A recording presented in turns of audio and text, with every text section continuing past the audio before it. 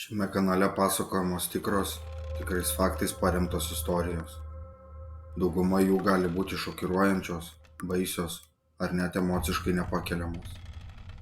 Jos skirtos tik morbidinį smalsumą turintiems žiūrovams, siekiant pažinti tamsiąją žmonijos pusę, o ne ją propaguoti. Autorius šio turiniu nesiekia skatinti smurto, žiaurumo ar neapykantos.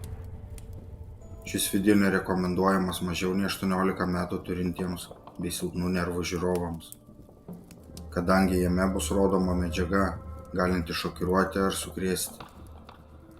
Jei vertinate autoriaus darbą, paspauskite patinka. Jei norite palaikyti kanalą, palikite atsiliepimą komentaruose bei sekite naujas istorijas. Visi šaltiniai ir naudota medžiaga šiai istorijai bus nurodyta video gale.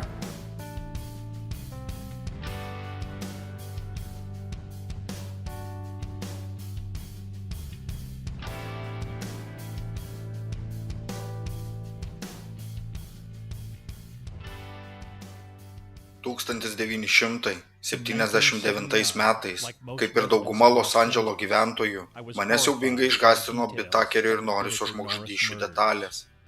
Po 20 metų atsidūriau Hermosa Beach, Kalifornijoje. Maniau, kad Laurensas Bitakeris turėjo jau būti miręs kalėjime, arba jam turėjo būti įvykdyta mirties bausmė.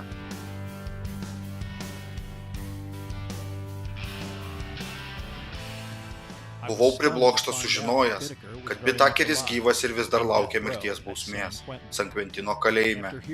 Išgirdęs daugiau detalių apie Norrisą ir Bitakerį, nusprendžiau išsiaiškinti, kodėl Bitakeriui bausmė taip ir nebuvo įvykdyta.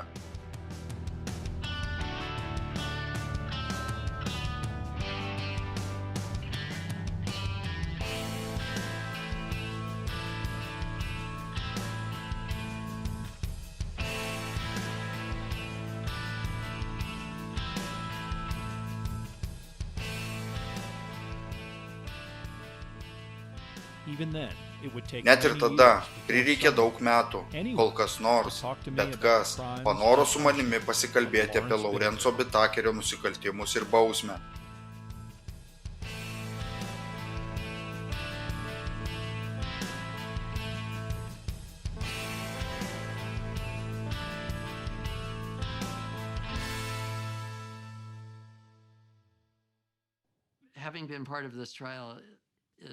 Dalyvauti šiame teisme yra skausminga patirtis. Ir žmonės manęs klausia, jūs dalyvavote Mansono byloje. Tai turbūt blogiausia istorija. Ne, tai ši istorija yra blogiausia, nes tai buvo vaikai.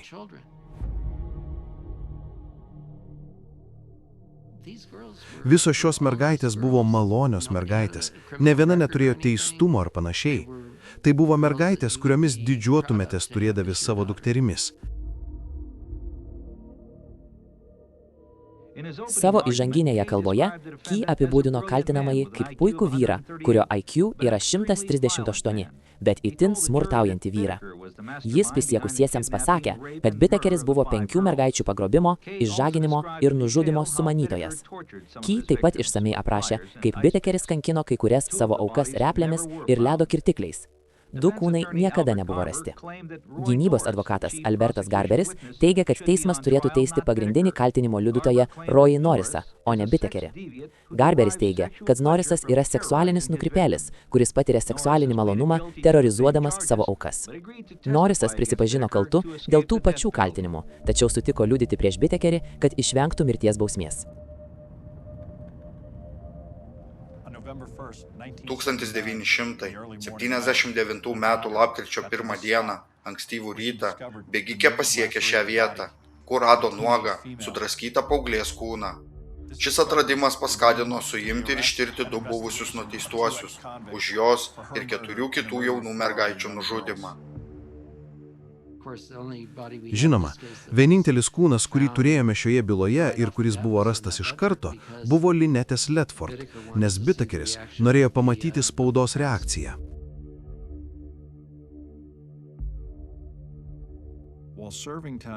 Kalėdami kalėjime, Norrisas ir Bitakeris sugalvojo žudyti ir prievartauti jaunas mergaitės, po vieną kiekvienais metais, nuo 12 iki 18 metų.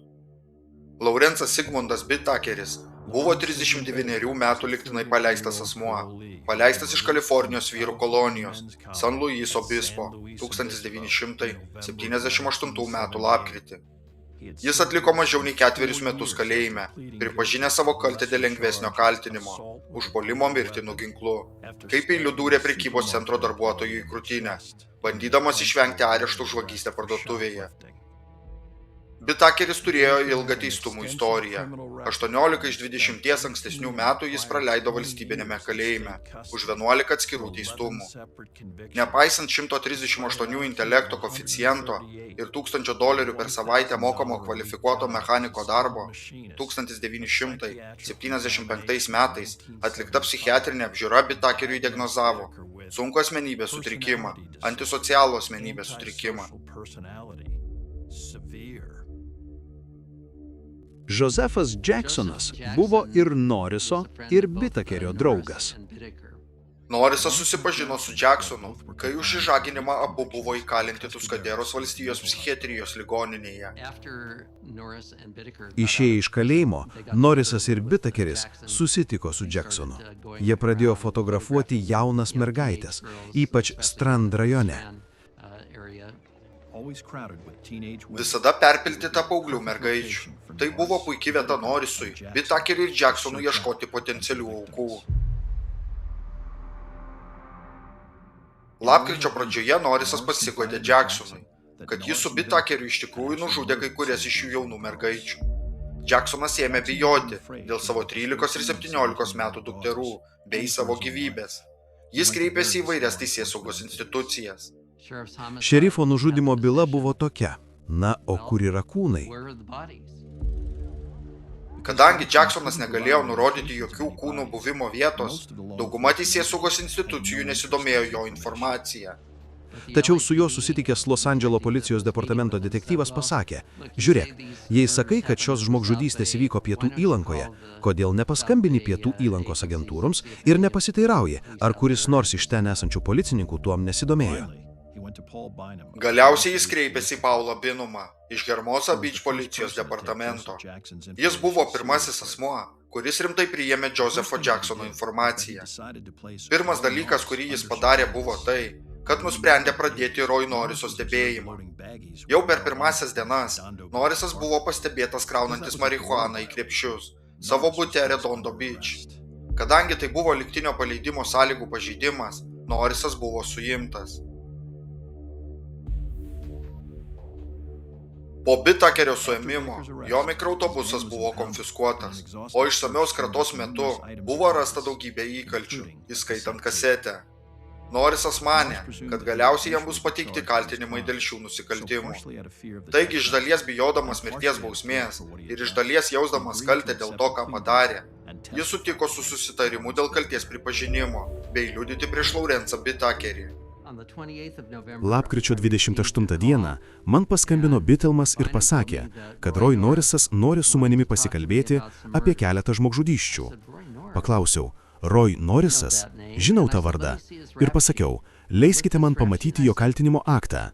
Pažvelgiau į jo kaltinimo aktą ir pasakiau: tai tas pats vaikinas, kurį 1976 metais sausį nuteisiau už Torrance namų šeimininkės išžaginimą.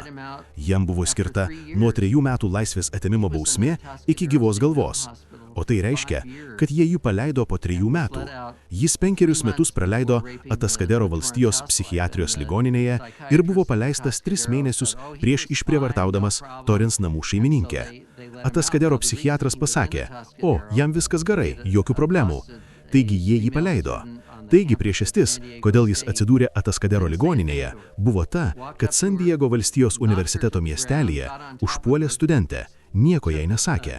Priėjo prie jos, pargriovė ant žemės, užlipo ant jos, griebė už plaukų ir pradėjo daužyti jos galvą į betoną. Pirmieji Norriso žodžiai buvo: noriu prisipažinti dėl 2 laipsnio žmogžudystės. Tai man sakė, kad jis kaltas dėl žmogžudystės ir tiesiog norėjo sudaryti sandorį. Nuėjome į prisiekusiųjų kambarį, buvo įrašyti maždaug 3 valandų Roy Norriso parodymai. Jis papasakojo mums apie 5 žmogžudystės. Žinote, tai buvo taip detalu ir siaubinga.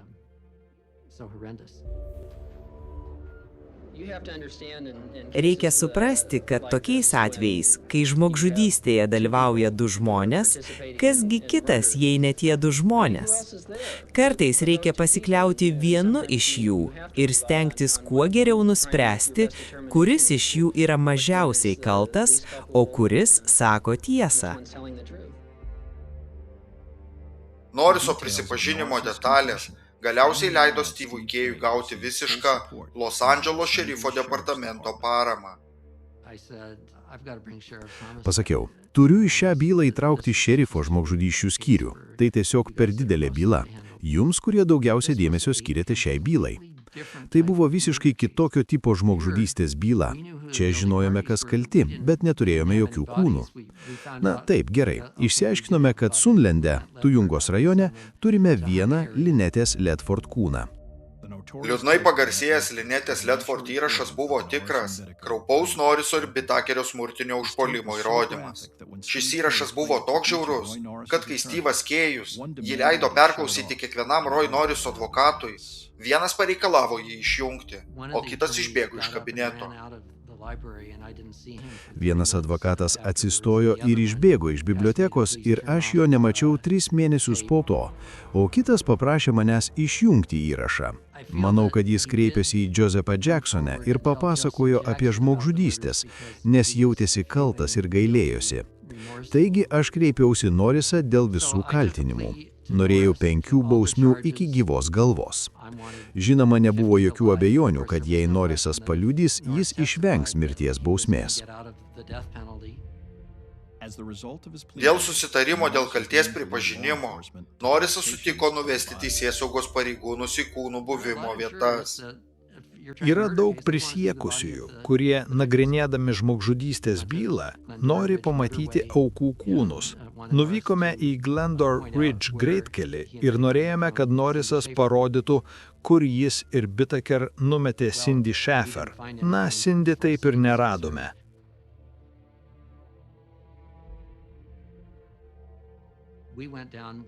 Nuvykome su Sierra Madre paieškos ir gelbėjimo komandos nariais.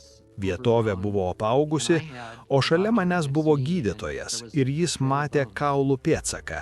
Jis sakydavo, gerai, čia šlaunikaulis, tai rankos kaulas ir kaukolė be apatinio žandikaulio, bet su viršutiniais dantimis. Paaiškėjo, kad tai Leah Lamp kaukolė ir mes ją atpažinome pagal danto įrašus.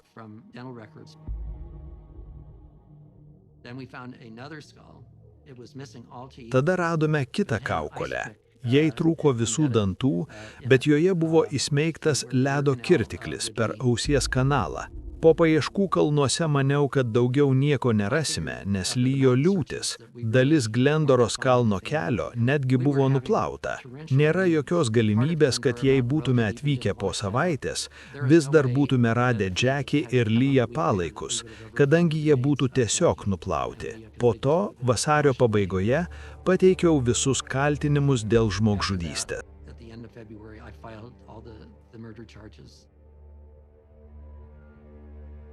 Dėl konflikto su viešojo gynėjo biuru, teisėjas Tomas Frederikas paprašė Alberto Gerberio, žinomo advokato, ginti Lawrence'ą Bitakerį. Gerberis buvo vietos baudžiamosios gynybos advokatų asociacijos prezidentas. Ši byla daugiausia grindžiama bendra atsakovo, kuris akivaizdžiai sudarė sandorį parodymais.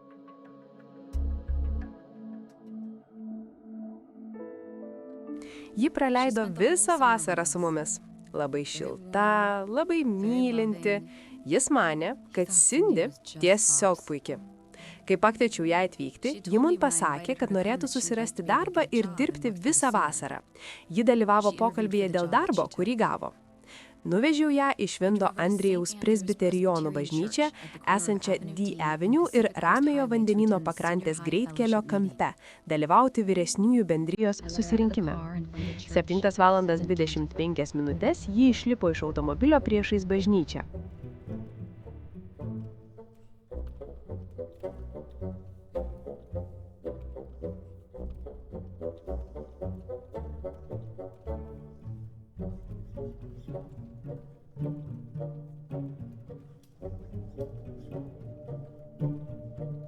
Kai jis važiavo aplink kvartalą, dešinėje, jis papasakojo man apie jauną blondinę, einančią šiaurės kryptimi, Ramiojo vandenyno pakrantės greitkeliu. Ji jam atrodė miela, maždaug tinkamo amžiaus, 16 ar 17 metų, blondinė. Man labiau patinka blondinės. Taigi Cindy Schaefer, išėjusi iš bažnyčios, nuėjo į šią gatvę, kur pasuko į dešinę. Bitakeris ir Norrisas iš esmės nusekė paskui ją. Jie suprato, kuriuo keliu jį ėjo. Jie pastatė automobilį kalvos papėdėje. Taigi, tai policijos nuotrauka iš vietos, kur Roy Norrisas pagrobė Cindy Schaefer. Iš esmės mikroautobusas tikriausiai stovėjo kažkur čia. Ir tikrai, po kelių minučių Cindy Schaefer nuėjo šio šaligatviu. Norrisas apsimetė, kad valdo šviesos jungiklį, o Bitakeris sėdėjo prie mikroautobuso vairo. Na, tai buvo mano sprendimas. Bandyti ją sugriebti ir paversti auka. Laukiau, kol ji praeis pro mane. Ji, žinoma, nieko nesitikėjo. Ji tiesiog praėjo pro šalį. Aš nubėgau ją iš paskos ir sugrėbiau. Uždegiau jai burną ranką.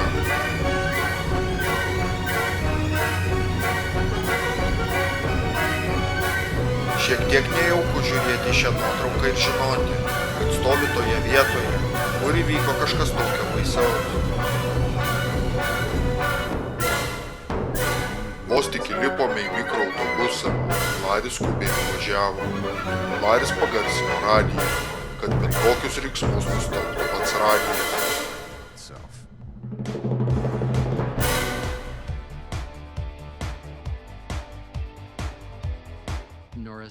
Norrisas pririšo jai riešus prie kulkšnių, kad jį gulėtų veidų žemyn ant pilvo. Ji pasakė, kad jos vardas Cindy. Paklausiau, kiek jai metų. Ji pasakė, kad jai 15. Paklausiau, kur ji gyvena. Ji pasakė, kad gyvena Redondo Beach su močiute, o jos mama Meksiko mieste.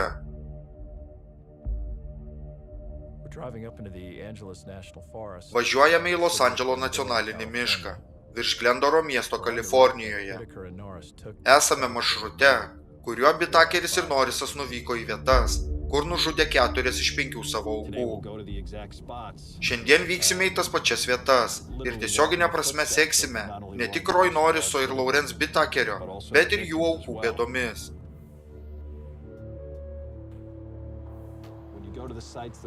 Kai apsilankai pačiose vietose, pradedi galvoti, kaip aukoms sekėsi išgyventi visą šį procesą. Kai iš pradžių sustojome prie vartų, Laris išlipo ir atrakino vartus. Įvažiavau su mikroautobusu pro vartus, už pirmo posūkio ir sustojau.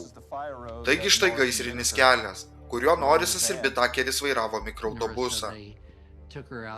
Norrisas sakė, kad jie nuvežė ją į San Gabriel kalnus ir laikė ją nelaisvėje visą likusį vakarą. Vienu metu pamaniau, kad ji jau turėtų būti namuose, kadangi buvo jau vėlu, bet niekam nepaskambinau, nes tuo metu jie vis tiek nebūtų nieko darę. Įsivaizduokite akimirką, kad jūs esate Cindy Schaefer, važiuojate tuo pačiu gaisriniu keliu, Lawrence'o Bitakerio mikroautobuso gale, jūs surišta, užkimšta burna ir net neįsivaizduojate, kas jums nutiks. Jis grįžo prie mikroautobuso ir liepė man įlipti į galą ir paruošti merginą. Na, nurengti ją ir pasakyti, kad ji bus išprievartauta. Jis sakė, kad padarys bet ką, jei tik jos neskriausime. Pagaliau pradėjau daugiau gilintis į bylą. Aš iš tikrųjų gavau teismo stenogramą. Niekas iš to man neatrodė tikra, kol nepasiekiau šios vietos, šios geltonos pakuros, kuri konkrečiai aprašyta teismo parodymuose. Maža proskyna šalia geltonos dėžės, metalinės, manau. Manau, kad tai gaisrinis hidrantas, nesu tikras. Jis privažiavo prie šios geltonos pakuros. Jis stovėjo veidų į gaisrinės kelią, jei jiems tektų greitai sprukti. Jie ilgai diskutavo, kas pirmasis išprievartaus Cindy Schaefer. Jis pasiūlė, kad tai padaryčiau aš. nes aš prisėmiau visą riziką.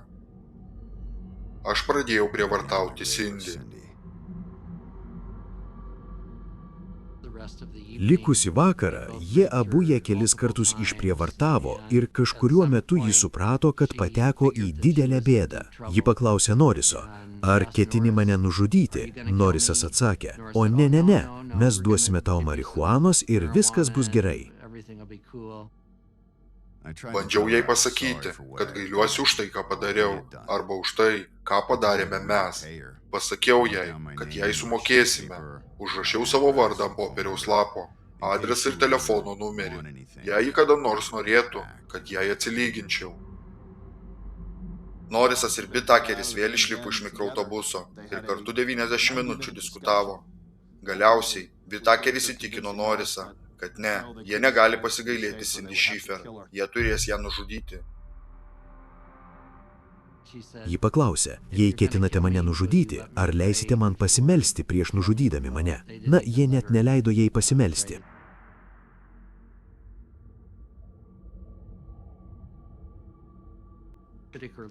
Bitakeris pakėlė ją nuo žemės, kad ji negalėtų atsispirti.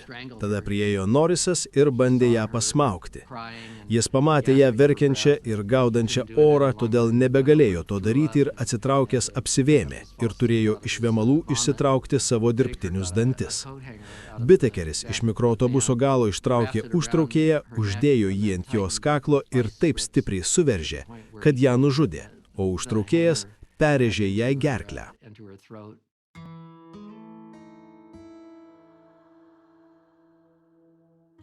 Ji turėjo gitarą ir iš tikrųjų lankė gitaros pamokas, tą sekmadienį dienos metu. Ji repetavo groti gitarą ir ji gulėjo ant lovos su natomis, taip jas ir paliko, kai baigė repetuoti. Savo miegamajame, viršutinėje spintos lentynoje, ji turėjo litrinį stiklainį, beveik pilną nikelių, 10 centų ir net dolerių. Jie nuvažiavo mikroautobusu iki šios vietos, atidarė duris, pagriebė Cindy Schiffer kūną ir dideliu judesiu įsviedė ją į kanjoną.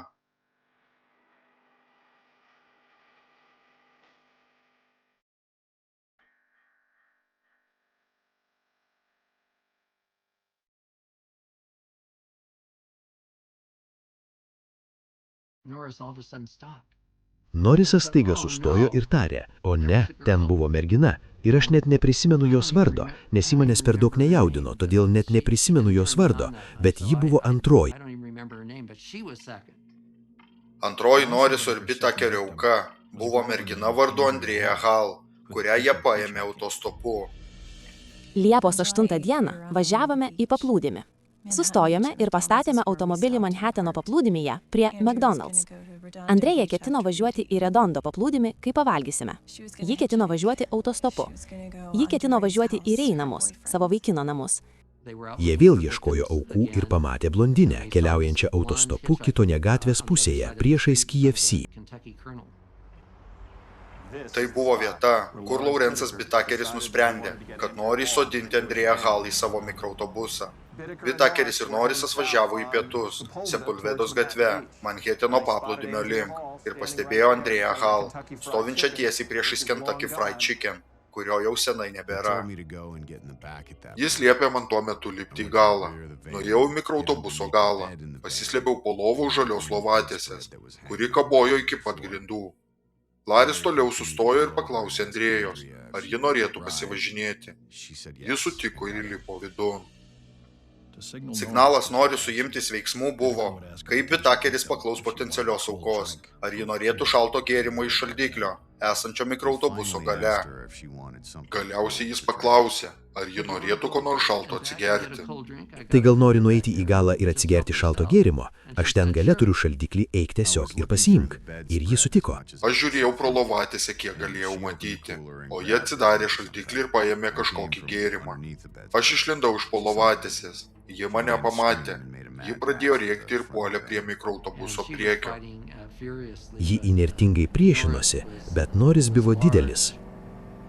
Galiausiai ji nustojo grumtis ir pasakė, kad padarys viską, ko norime, jei tik jos neskriausime. Jie vėl nuvežė ją į Glendor kalnų kelią link aukštutinio Monroe sunkvežimių tako. Bitekeris pasakė, na žinai, kadangi praeitą kartą buvai pirmas, šį kartą noriu būti aš pirmas. Andrea Hall buvo išprievartauta dviejose skirtingose vietose – kalvose virš Glendoro. Iš pradžių Norrisas ir Bitakeris ją išprievartavo, o Bitakeris fotografavo prievartos aktą Polaroid fotoaparatu. Jis pasakė, kad nori ją vėl išprievartauti ir padaryti daugiau nuotraukų. Pasakiau jam, kad tą vakarą noriu grįžti namo anksčiau, nei tą naktį su Cindy. Norrisas nebuvo patenkintas, kad jie kartais grįždavo taip vėlai, nes sakė, kad eidamas į darbą būdavo labai pavargęs. Bitekeris tą sakė, na, aš dar nebaigiau. Norrisas nuvežė Bitakerį į kitą vietą. Taigi, palik mane čia ir aš tau paskambinsiu per raciją, kai būsiu pasiruošęs, kad mane paimtum. Jis liepė man sustoti vietoje, kur galėtum pastatyti automobilį dešinėje kelio pusėje. Tai yra kalvos, kur Norrisas paliko Laurensą Bitakerį ir Andrea Hall. Jis grįžo keliu miesto link, o Andrea Hall ir Laurensas Bitakeris lipo šios kalvos šlaitu. Jis išvedė Andrėją iš mikroautobuso ir laikė ją su daugybė daiktų. Jis atidarė savo įrankių dėžę ir ištraukė ledo kirtiklį. Jis mostelėjo man į jį pažiūrėti, bet nieko nesakė. Kadangi ji žinojo, kad nerimauju dėl jos ir kad ji važiuoja autostopu, ji visada skambindavo ir praneždavo, ką ji daro ir kad jai viskas gerai. Ji neskambino.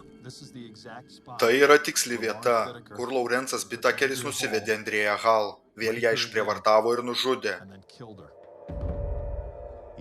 Jis man pasakė, kad yra pasiruošęs būti paimtas ir jau sutvarkė reikalus. Šį kartą, kai jis atėjo prie furgono, Andrėjos su juo nebuvo. Bitekeris parodė Norrisui dar keletą savo darytų nuotraukų. Būtent šioje vietoje Laurensas Bitakeris padarė 2 paskutinės Andrėjos Hall nuotraukas. Vienoje jų matėsi Andrėja su išsigandusia išraiška veide. Jis man parodė ją ir pasakė, štai tada aš jai pasakiau, kad ketinu ją nužudyti. Kita identiška, tik be pokšto, jos veide buvo matyti nevilties išraiška.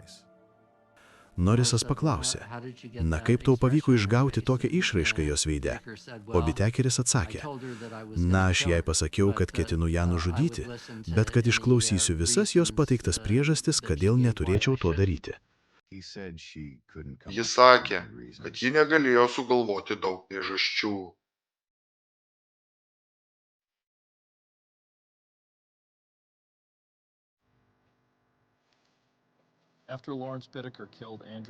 Laurensui Bitakeriui nužudžius Andrea Hall, jis pakėlė jos kūną, nuėjo iki kanjono krašto ir numetė ją nuo uolos.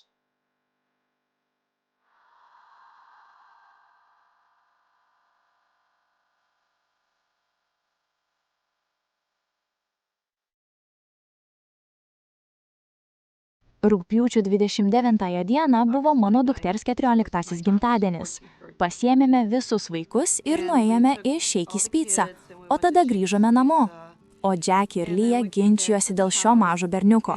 Taigi pagaliau įėjau į kambarį ir pasakiau, Leah, mieloji, tau teks eiti namo, nes jūs ginčijatės.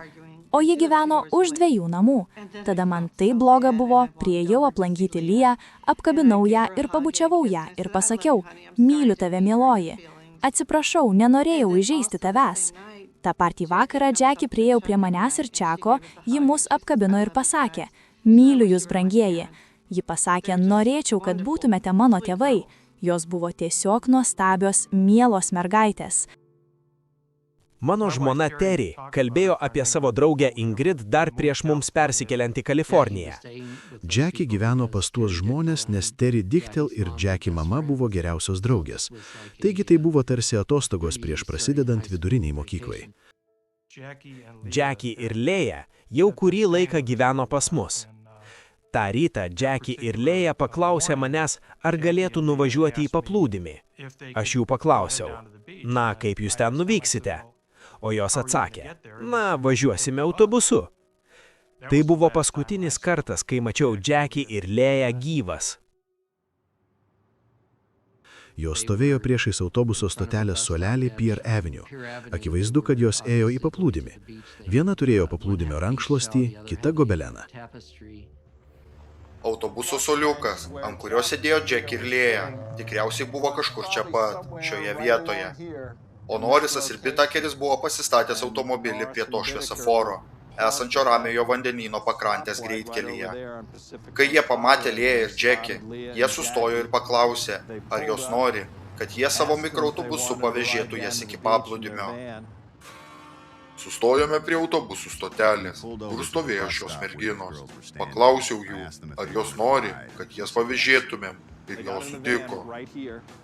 Jos įlipo į mikroautobusą čia pat ir manė, kad važiuos į paplūdimį tą kryptimi, bet vietoj to jos ėjo link kažko visai kito.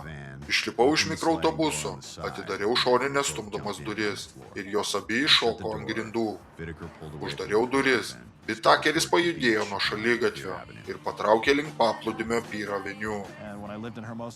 Kai gyvenau Hermosa Beach, eidamas į darbą kasdien eidavau pro tą vietą ir tai visada priversdavo mane galvoti apie Jackie ir Lėją. Jis linktelėjo man, kad mažiausios, kuri žinoma buvo Jackie, norėjo jis kaip aukos. Aš taip pat norėjau jos kaip aukos. Jie atrodė jauna ir miela. Paklausiau mergaičių, ar jos nori ko nors atsigerti. Taigi išlipau iš keleivio sėdynės, nuėjau prie mikroautobuso galo, kur buvo šaldiklis. Paėmiau naminės sulos ir trenkiau Lėjai lempį dešinės galvos pusę. Stipriai mostelėjau, pagalvojau ir tikėjausi, kad ji porai valandų bus be sąmonės. Taigi visiškai nevertinau jos kaip problemų priežasties ir tuoj pat griebiau Jackie. Lėja atsistojo ir staigiu žingsniu puolė prie šoninių durų. Aš sušukau Whittakeriui. Jis nuspaudė mikroautobuso stabdžius ir atbėgo į pagalbą. Bet tuo momentu Lėja jau buvo atidariusi automobilio dureles ir bandė iššokti. Dėl ko Whittakeris trenkė jai, ji krito atgal į mikroautobusą. Ji rėkė, buvo isteriška. Kieme, teniso kortuose žaidę žmonės girdėjo jos riksmus. Whittakeris jiems paaiškino, kad mergina apsivartojusi eiso. Autobusiuke ji maldavo nemušti jos daugiau. Tada užkimšau ir užkliavau Jackie burną. Ta patį padariau ir su Lėja. Kai Whittakeris ir Norrisas pagrobė Lėją ir Jackie, buvo karšta vasaros diena. Jie nuvažiavo atgal į kalnus. Kadangi buvo labai karšta, jie ilgai ieškojo šio kelio. Mikroautobuso oro kondicionierius buvo įjungtas, bet to nesijautė. Ieškojome bent kokio pavėsio. Ten buvo didelis medis, kuris teikė pavėsį ankstyvų rytą ir dalį popietės. Po kelių valandų kelionės Glendoro kalnų keliu, Whittakeris ir Norrisas pagaliau privažiavo prie šio didelį pavėsį teikiančio medžio. Whittakeris kiek galėdamas privairavo mikroautobusą, bandydamas pasislėpti nuo karštos saulės. Čia jis prievartavo Jackie kitas 2,5 valandos, o Norrisas juos fotografavo Polaroid fotoaparatu. Jackie buvo pamėlynavusi akis ir pati nusileido pusę ten, kur Whittakeris ją sumušė. Jis trenkė jai taip stipriai, kad jos veido šonas paraudo. Jis jai pasakė, kad tai buvo tarsi būdas sudaryti įspūdį, kas nutiks, jei jis ją pagaus meluojant. Tuo metu ji pasakė, kad jai ne 13, o 15 metų. Whittakeris jai pasakė, na, matau, kad tau skauda, kai aš tai darau. Ir žinai, nedvejok reikšti savo kančią. O ji atsakė, na, tu man sakei, kad turėčiau apsimesti, jog man tai patinka. Jis pasakė, o ne, viskas gerai. Žinai, rėki iki ašarų. Taigi, Norrisas padarė šias nuotraukas. Viską, ką tik įmanoma įsivaizduoti. Noriu, kad padarytum pornografinių mano ir Jackie nuotraukų. Jis tiesiog paprašė manęs atnešti magnetofoną, ką aš ir padariau. Jis pasakė, kad nori įrašyti mergelės išprievartavimą.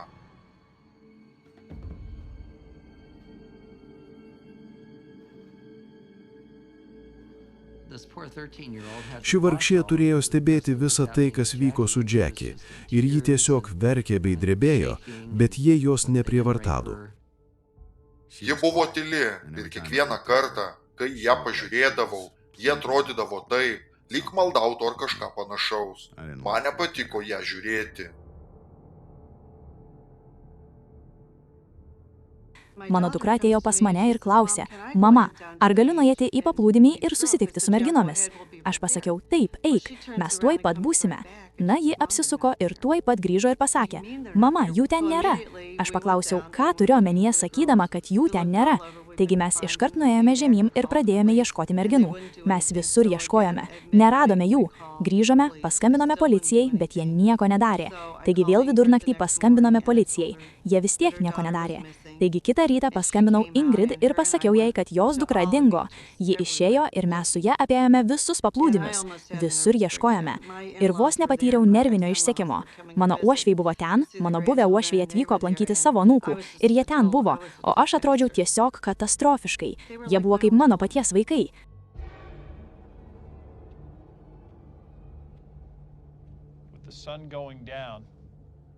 Saulei leidžiantis, Laurensas Bitakeris patraukė šiuo keliu. Gale ant lovos surištomis kulšnimis sėdėjo Jackie. Šalia jos buvo Lėja, kuri jau kelias valandas stebėjo, kaip Laurensas Bitakeris prievartavo Jackie, o Roy Norrisas ją fotografavo Polaroid fotoaparatu.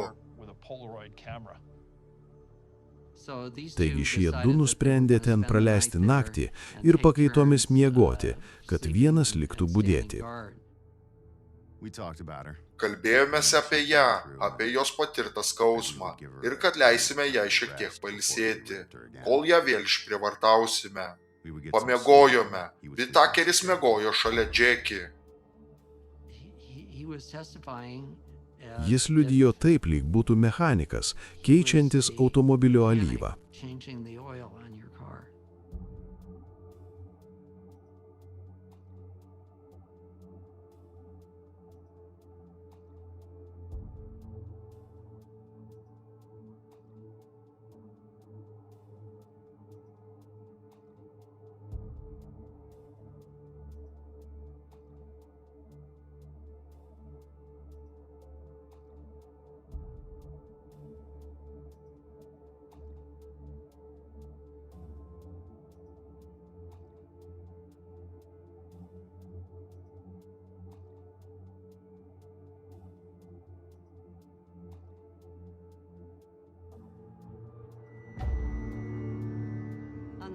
Ta naktį, kai dingo mergaitės, susapnavau siaubingą sapną, mačiau velnę, o panašaus sapno niekada nebuvau sapnavusi. Manydamos, kad iki namų liko tik porą valandų, Jackie Gilliam ir Lėja Lamb staiga pasiekė šią vietą, Upper Monroe Truck Trail take. Jis pasakė Bitakeriui, kad ji labai stengėsi bendradarbiauti po to, kai ją partrenkei, ir kad turėtume ją paleisti. Jis bandė jį atkalbėti nuo Jackie Gilliam nužudimo. Tiesą sakant, Norrisas pažadėjo Jackie, kad nupirks jai mopedą, kad jai daugiau nereikėtų važinėti autostopu ir duos jai pinigų. Jis sakė, kad netgi užrašė savo telefono numerį, kad ji galėtų jam paskambinti. Kažkuriuo metu tą vakarą pasiūliau, kad jei ir kada jis ją nužudys, padarytų tai greitai, nes ji buvo tokia paslaugi visame šiame reikale. Jis pasakė, jog nemato jokios priežasties tai padaryti greitai, nes jos vis tiek miršta tik vieną kartą. Čia Bitakeris pastatė mikroautobusą. Norrisas, žinodamas, kas nutiks toliau, išlipo iš mikroautobuso ir patraukė keliu šią kryptimį. Bitakeris paėmė porą spaustuvų ir ledo kirtiklį, bei pradėjo kankinti Jackie Gilliam.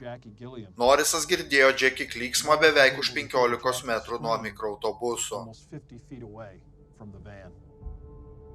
Norrisas grįžo prie mikroautobuso ir pamatė Bitakerį, kuris buvo nutempęs Jackie į kelio pakelę, kur ją smaugė.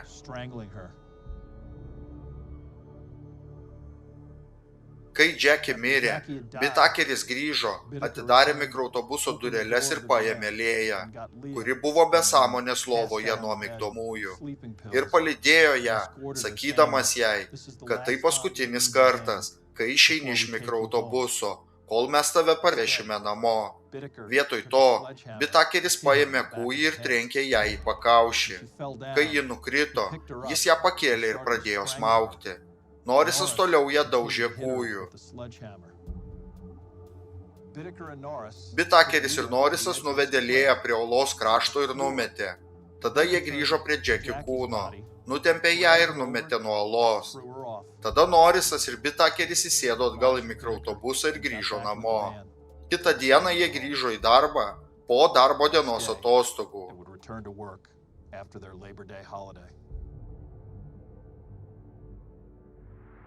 Paskutinė auka buvo per Halloweeną. Ji dirbo McDonald's restorane Foothill bulvare. Ji su broliu ten vakarieniavo, o tada aš ją parvežiau namo. Buvo Helovino naktis ir ji ruošėsi Helovino vakarėliui. Ji buvo apsirengusi Helovino kostiumu, bet nenorėjo jo dėvėti vakare. Taigi, ji tiesiog vilkėjo savo levis, sportbačius ir tamsius ilgomis rankovėmis marškinėlius. Apie 19 valandą nuvežiau ją pas jos draugę Ruth Torres. Apie 20 valandą atvykome į vakarėlį. Jame praleidome apie 2 valandas, tada mus pavėžėjo keli vakarėlio dalyviai. 2 vaikinai. Jie nuėjo į degalinę. Jie paprašė pinigų, tai aš jiems juos daviau. Jie norėjo pinigų iš Linetės, bet ji neturėjo pinigų. Taigi jie susipyko ir ji išlipo iš automobilio. Linetė Ledford važiavo autostopu namo iš Helovino vakarėlio, kai ją pasiėmė Laurensas Bitakeris. Tada mes grįžinėjome į motelį, kai kažkokia mergina sušuko, o Larry, žiūrėdamas pro vairuotojo langą, nes ji buvo toje kelio pusėje, staigiai sulėtino greitį ir apsisuko, ir mes grįžome. Paklausiau, ar ją reikia pavėžėti, ir jie atsakė taip. Linetė pasakė jam, kur gyvena. Tada kažkuriuo metu, užuot važiavęs tą kryptimi, Bitakeris nuvažiavo nuo pagrindinės gatvės. Mes tęsėme važiavimą tą pačią kryptimi, kur važiavo ji. Ji liepė jam pasukti kairę vienoje sankryžoje, ką mes ir padarėme. Grindinys baigėsi ir virto žvyrkeliu. Ir beveik iš karto, kai važiavome į žvyrą, Larry staigiai stabdė mikroautobusą. Jie atsidūrė žvyrkelyje. Bitakeris griebė ją iš keleivių sėdynės ir užmetė ant Noriso nugaros, pargriaudamas Norisą, o tada Bitakeris nusekė paskui. Bitakeris išsitraukė peilį ir puolė ją, liepė Norisui vairuoti autobusiuką. Man buvo liepta sėsti vairuotojo vietą ir važiuoti, pabandyti išvažiuoti į greitkelį. Išvažiavau į greitkelį, įjungiau radiją, o jis priėjo po kelių minučių po to, kai tai padariau, labai sumažino garsą ir paėmė savo magnetofoną. Jis ją išprievartavo, daug įrašinėjo į magnetofoną, o ji maldavo, prašau, daugiau manęs neskriauskit, prašau, nemušk manęs. Tada jis apsikeitė vietomis su Norisu ir Norisas ją išprievartavo. Norisas norėjo sužinoti, kodėl ji neberėkia taip, kaip rėkė su Bitakeriu, todėl Norisas paėmė tą kūjį, kurį panaudojo prieš Lėją ir pradėjo daužyti Linetei į alkūnę, versdamas ją rėkti, nuolat daužydamas ją iš visų jėgų.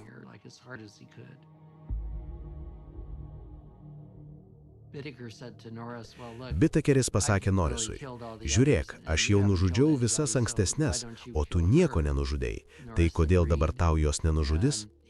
Norisas sutiko ir paėmė užtraukėją, tokį, kokį Bitakeris būdavo panaudojęs ant Cindy kaklo ir užveržė. Kai radome jos kūną, pamatėme, kad užtraukėjas buvo užveržtas maždaug iki sidabrinio dolerio dydžio.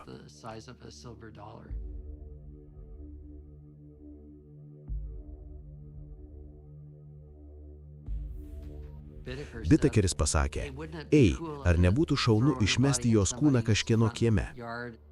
Jie atėjo į šią vietą ir išmetė jos kūną, norėdami pamatyti, kaip reaguos vietinė žiniasklaida. Norisas ištraukė nuogą Linetės kūną ir įmetė jį į gebenimis apaugusią lysvę. Norisas, kalbėdamas su mumis pirmą kartą, papasakojo, kad jis ir Bitakeris kartu nužudė Linetę, kad jie abu ją pasmaugė ir užveržė užtraukėją aplink Linetės kaklą.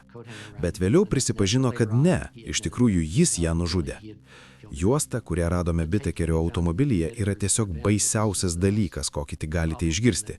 Juosta pasiekia jūs ir ištraukia jūsų vidurius girdint tokį sadistinį merginos kankinimą. Tai tiesiog taip persekioja. Prisiekusieji buvo tiesiog absoliučiai šoke. Tai buvo pats skaudžiausias liudijimas, kokį tik yra girdėję prisiekusieji. Skausmingi paauglės Linetės Ledford riksmai, kai ji buvo kankinama kraustymosi furgone. Iš teismo salės išbėginėjo žiūrovai, nebegalėdami to pakęsti. Manu, kaip iš teismo salės atsistojo ir išbėgo žmogus. Įrašas truko 11 minučių. Esu girdėjusi riksmus, bet niekada gyvenime negirdėjau nieko panašaus. Ryškiausias mano prisiminimas yra apie Paulą Binumą, sėdintį liudytojų pakyloje. Paulas buvo vyras, kuris mylėjo moteris. Jis jas iškėlė ant pjedestalo. Dėl šios bylos žiaurumo jis patyrė psichologinį išsekimą ir tiesiog gėdijosi būti vyru.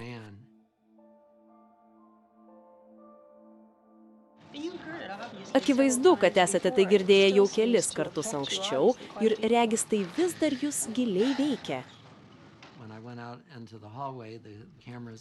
Kai išėjau į koridorių, pasirodė kameros ir mano galvoje pasirodė Paulas ir vargšės merginas.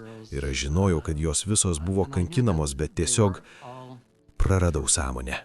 Tiesiog palūžau.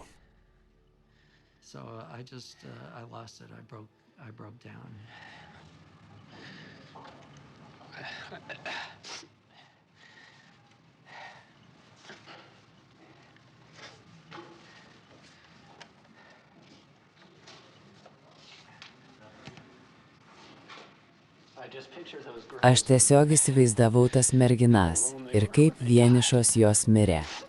Atsiprašau. Savo įžanginėje kalboje prokuroras prisiekusiesiems pasakė, kad įrašas suteiks jiems tam tikrą supratimą apie tai, koks yra pragaras. Ir jis buvo teisus.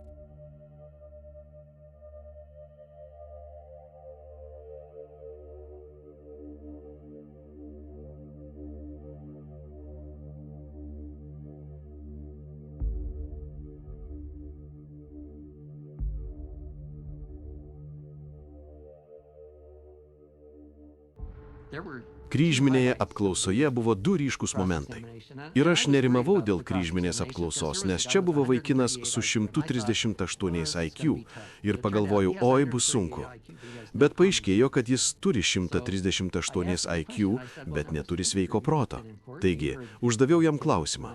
Pasakiau, na, pone Bitekeri, jūs buvote teisme ir girdėjote Linetės Ledford įrašą. Kas nutiko, kad ji pradėjo rėkti? Jis atsakė, o tai buvo tik pokalbiai prie lovos. Ar jis pasakė, kad tai buvo tik pokalbiai prie lovos? Ir žinoma, iš auditorijos pasigirdo šūksnį, jūs tikriausiai juokaujate. Jis sakė, kad iš esmės tai buvo preliudija. Antra, Norrisas pasakė, kad Bitekeris jam pasakė, jog užkasė keletą įrašų, todėl pamaniau, kad tai tikriausiai įrašas, kuriame dalyvauja Jackie. Norėjau juos gauti.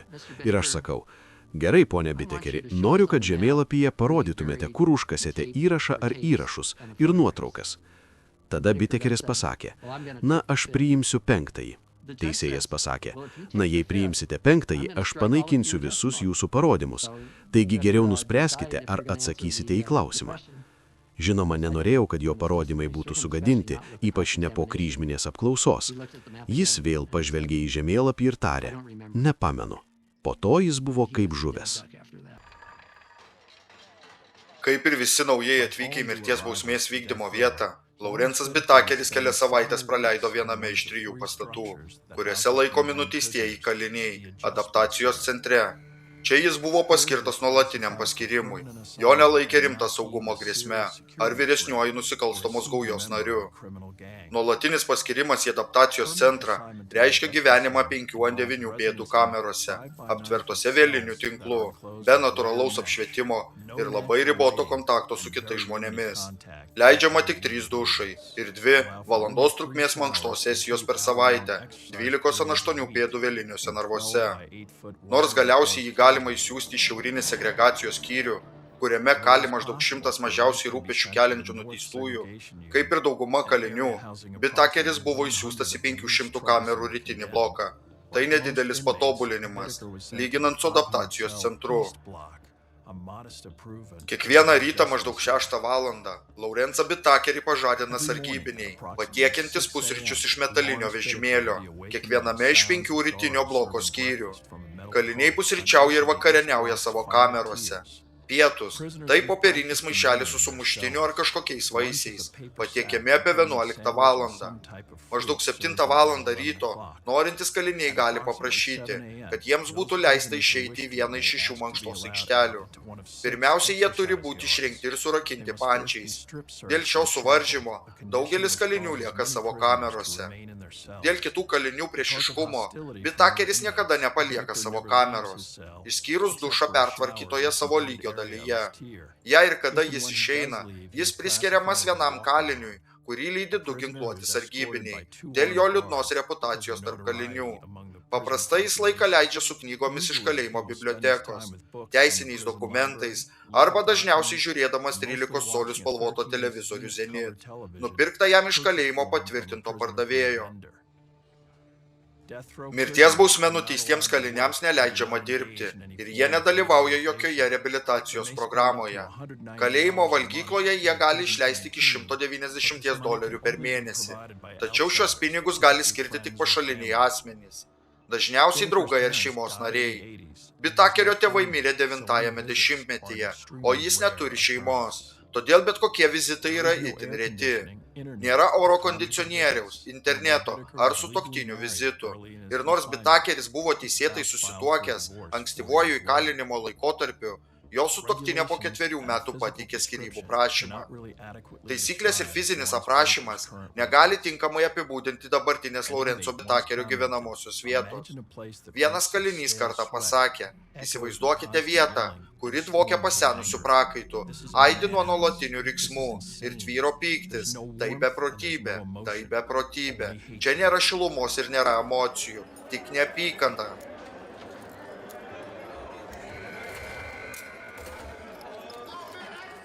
1981 metais, kai Laurensas Bitakeris atvyko į mirties bausmės eilę, Kalifornijoje buvo 80 nuteistų kalinių. Iki 1989 metų, kai jo apeliacija buvo galutinai išnagrinėta, šis skaičius išaugo iki 247. Iki 1992 metų, kai Kalifornijoje buvo įvykdyta pirmoji mirties bausmė per pastaruosius 25 metus, šis skaičius išaugo iki 345. Šis skaičius susikaupė dėl nuolatinės kovos tarp visuomenės ir įvairių teisminio proceso elementų. 2 kartus, 1972 ir 1976 metais, Kalifornijos aukščiausiasis teismas panaikino valstijos mirties bausmę, visam laikui panaikindama mirties bausmes 177 asmenims, įskaitant Čarlzą Mansoną ir Sirhaną Sirhaną. Abiem atvejais visuomenė didžiulę balsų daugumą pritarė referendumams, atkurdama mirties bausmę, teisiškai priimtina forma. Nors balsuojanti visuomenė aiškiai išreiškė savo pageidavimus, Kalifornijos aukščiausiasis teismas toliau kėlė ginčus dėl apeliacijų, susijusių su mirties bausme. Aukščiausiojo teismo pirmininkė Rose Bird tapo žaibolaidžiu ginčams ir visuomenės pasipiktinimui dėl mirties bausmės.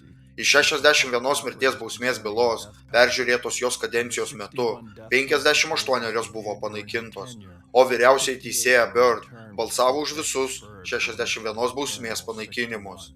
Dėl aplinkybių, dėl kurių gubernatorius Jerry's Brownas paskyrė Rose Bird 1986 metais, rinkimuose ji turėjo siekti pakartotinio rinkėjų pritarimo. Rinkimai, kurie iš esmės tapo referendumu dėl mirties bausmės. Rinkėjai ne tik triuškinama balsų daugumą balsavo už teisėjos Bird pašalinimą, bet ir už 2 kitų teisėjų, kurie įprastai kartu su ją balsavo už mirties bausmių panaikinimą. Tačiau Laurenso Bitakerio automatinis apeliacinis skundas aukščiausiajam teismui nebuvo išnagrinėtas, kol Rose Bird nebuvo pašalinta. 1989 m. birželio 22 dieną Bitakerio apkaltinamasis nuosprendis ir mirties bausmė buvo vienbalsiai patvirtinta teismo. o egzekucijos data buvo nustatyta 1989 m. gruodžio 29 d. Kai Bitakeris apskundė savo nuosprendį Jungtinių Amerikos valstijų aukščiausiajam teismui, ši egzekucijos data buvo automatiškai sustabdyta. Aukščiausiajam teismui atsisakius nagrinėti jo bylą, kita egzekucijos data buvo nustatyta 1991 m. Liepos 23 d. Tačiau ji buvo sustabdyta, kai Bitakeris kreipėsi į Jungtinių Amerikos valstijų federalinį apygardos teismą su prašymu susirasti kitą advokatą.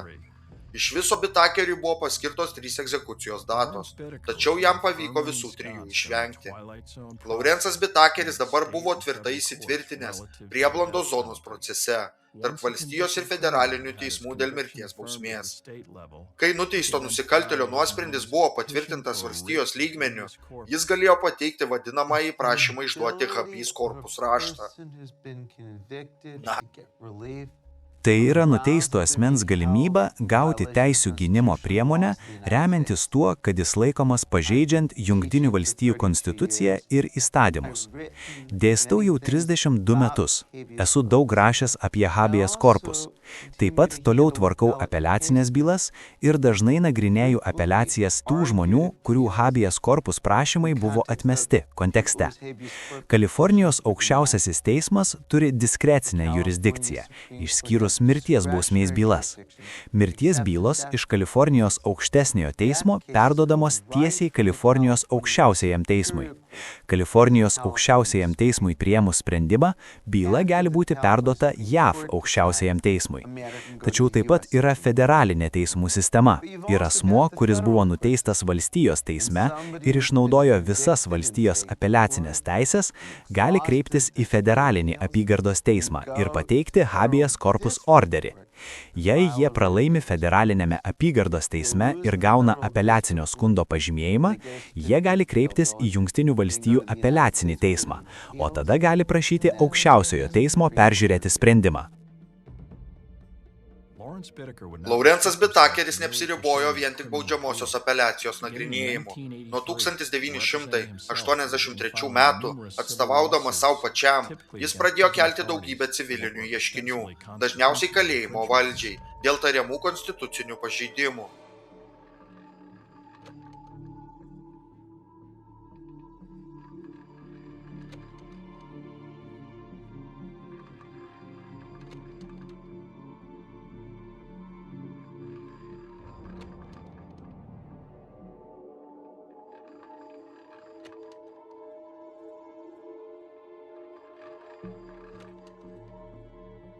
Šis tęstinis bylinėjimasis patraukė bent vieno nacionalinio leidinio dėmesį ir paskatino teismą 1993 metais suteikti Laurensui Bitakeriui oficialų įkyraus ieškovo statusą. Bitakeris apskundė šį sprendimą Kalifornijos valstijos apeliaciniam teismui, teigdamas, kad jo kaip įkyraus ieškovo statusas neturi nieko bendro su baudžiamąja apeliacija. Kadangi tai buvo svarbus teisinis klausimas, niekas negalėjo tęsti Bitakerio egzekucijos, kol nebus išnagrinėta ši apeliacija. Tik 1997 metais Bitakeriui buvo leista tęsti apeliacijas baudžiamosiose bylose, apeliaciniam teismui nusprendus, kad nepagrįsto ieškovo statusas taikomas tik civilinėse, o ne baudžiamosiose bylose. Iki 2000 metų lapkričio 29 dienos Bitakeris negalėjo iki galo išnaudoti visų jam skirtų habeas corpus teisių gynimo priemonių dėl savo baudžiamojo skundo. Iki 2000 metų pabaigos Kalifornijoje mirties bausme gyveno 589 nuteisti kaliniai. Bitakerio federalinė habeas corpus apeliacija dabar iš esmės susijusi su neveiksmingo advokato problemomis pradiniame teismo procese galėjo būti tęsiama. Tačiau tai sukėlė dar vieną sudėtingą teisinę aplinkybę, kai Kalifornijos valstija nesėkmingai bandė panaikinti Bitakerio advokato ir kliento privilegiją pakartotinėme teismo procese. Tik 2003 metų pabaigoje Albertas Garberis, Steve'as Kėjus ir keli kiti asmenys buvo apklausti dėl neveiksmingo advokato problemų. Elanas Garberis buvo labai talentingas baudžiamosios teisės advokatas, labai gerbiamas teisininkų bendruomenėje. Manau, kad teisme jis buvo puikus. Turiuomenyje jis mane tikrai kritikavo. Dabartinė problema yra gynyba federalinėme teisme. Jie bando pasakyti, kad ponas Garberis buvo neveiksmingas. Na, jis akivaizdžiai nebuvo neveiksmingas. Jis buvo daugiau nei kompetentingas. Tačiau, kai jie davė parodymus, ponui Garberiui tuo metu buvo 88 metai. Jis net neprisiminė, kas buvo Lorenzas Bitakeris. 2 metus net šių parodymų turinys buvo teisinių ginčų objektas. Tačiau viso šio proceso metu federalinio apygardos teismo teisėjas Williamas Matthew Byrnas regis buvo pasiryžęs šią ilgą bylą užbaigti logiškai. Nors Bitakerio procesas vyko lėtai, veiklos buvo. Visa tai staiga pasikeitė. 2006 metų sausio 12 dieną teisėjas Williamas Matthew Byrnas mirė būdamas 75 metų. Tai reiškia, kad Laurenco Bitakerio apeliacijos federalinėje teismų sistemoje turėjo būti paskirtos naujam teisėjui, o gynybos ir Kalifornijos valstijos advokatai turėjo iš naujo pateikti teisinės pastabas, apibendrinančias bylą. Procesas vėl buvo sustabdytas. Vos po mėnesio kito mirties bausme nuteisto kalinio byla turėjo dar didesnį poveikį mirties bausmei Kalifornijos valstijoje.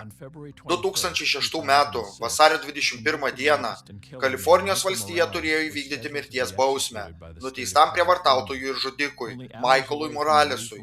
Likus vos kelioms valandoms iki mirtinos injekcijos proceso, valstija paskelbė, kad negali laikytis federalinio apygardos teisėjo nustatytų medicininių gairių ir mirties bausmė buvo atšaukta. Po kelių posėdžių 2006 metais šis teisėjas, Jeremis Foglesas, remdamasis susirūpinimu dėl mirtinos injekcijos proceso, paskelbė moratoriumą visoms mirties bausmėms Kalifornijos valstijoje. Jis be kita ko pareikalavo, kad valstija užsakytų ir apmokėtų mokslinį tyrimą, siekiant nustatyti, ar mirtina injekcija sukelia skausmą mirties bausmės gavėjui. Nors šis moratoriumas oficialiai buvo paskelbtas tik keliems mėnesiams, jis buvo periodiškai pratęsiamas ir akivaizdžiai sustabdė bet kokias mirties bausmes Kalifornijoje daugelį metų. Nepaisant to, kad keli mirties bausmės vykdytojai jau išnaudojo visas apeliacinės galimybės, jiems negali būti įvykdyta mirties bausmė, kol galioja teisėjo Fogleso moratoriumas. Nuo mirties bausmės atnaujinimo 1978 metais Kalifornijoje mirties bausmė įvykdyta tik 13 asmenų. Aš tvirtai palaikyčiau iniciatyvą panaikinti mirties bausmę Kalifornijoje. Manau, kad viena iš pagrindinių problemų yra ta, kad ji taikoma taip savavališkai ir neteisingai. Kur įvyko nusikaltimas, kokia buvo kaltinamojo rasė, kokia buvo aukų rasė. Ir nemanau, kad tai turėtų būti daroma remiantis tuo, kas gyvena, o kas miršta. Be to, žinome apie daugybę baudžiamosios teisingumo sistemos klaidų. Žmonės neteisingai nuteisiami ir nuteisiami mirties bausme, nors iš tikrųjų jie buvo nekalti. Neturėtume skirti griežtos bausmės, kai ji negrįžtama, ir žinome, kad sistema dažnai turi trūkumų. Reikia prisiminti, kad 1978 metais Kalifornijos rinkėjai didelę persvarą balsavo už mirties bausmės įstatymą. Ir šis mirties bausmės įstatymas galioja iki šiol. Taigi man tai ne išlaidų klausimas, tai teisingumo klausimas. Nemanau, kad galite ją atimti iš rinkėjų. Mano pozicija dėl mirties bausmės šiek tiek skiriasi nuo daugelio prokurorų. Manau, kad mirties bausmė turėtų būti taikoma tik nedaugelio atvejų, kurie yra tokie siaubingi, kad norėdami egzistuoti kaip visuomenė, turime pasakyti, jog absoliučiai netoleruosime tokios veiklos. Tokie žmonės kaip Bitakeris ir Manson nenusipelno praleisti paskutinių savo gyvenimo metų senjorų bendruomenėje mokesčių mokėtojų lėšomis. 2012 metų vasario mėnesį San Kventino kalėjime mirties bausmės laukė 722 nuteisti kaliniai. Kadangi mirties bausmė Kalifornijoje buvo atkurta visuotiniu referendumu, ją galima panaikinti tik kitų referendumų. 2012 metais pradėta peticija, kuria siekiama įtraukti tokį referendumą į 2012 metų lapkričio mėnesio balsavimo biuletenį, siekiant panaikinti mirties bausmę. 2012 metų referendumas turėjo atgalinę datą pakeisti visas mirties bausmes, įskaitant Laurenco Bitakerio įkalinimu iki gyvos galvos be lygtinio paleidimo galimybės. 2009 metais Roy Norrisas pirmą kartą turėjo dalyvauti privalomame lygtinio paleidimo posėdyje. Kadangi jis nusprendė nedalyvauti, jis negalės dalyvauti kitame lygtinio paleidimo posėdyje iki 2019 metų. Šiuo metu jis kali valstijos kalėjime Korkorane, Kalifornijoje. 2006 metais naujas federalinio apygardos teismo teisėjas Terry Hutteris buvo paskirtas nagrinėti Laurenco Bitakerio federalinę apeliaciją dėl habeas corpus. Kalifornijos valstija ir viešai finansuojami Bitakerio advokatai turėjo ištisus metus iš naujo pateikti teisinius dokumentus. Iki 2012 metų vasario mėnesio, praėjus beveik 6 metams, teisėjas Hutteris nesurengė nė vieno reikšmingo teismo proceso Bitakerio byloje. Net jei referendumas, kurio Bitakerio mirties bausmė būtų pakeista įkalinimu iki gyvos galvos be lygtinio paleidimo žlugtų, dauguma teismo stebėtojų mano, kad Laurensas Bitakeris mirs dėl natūralių priežasčių, dar gerokai prieš tai, kol jis priartės prie egzekucijos.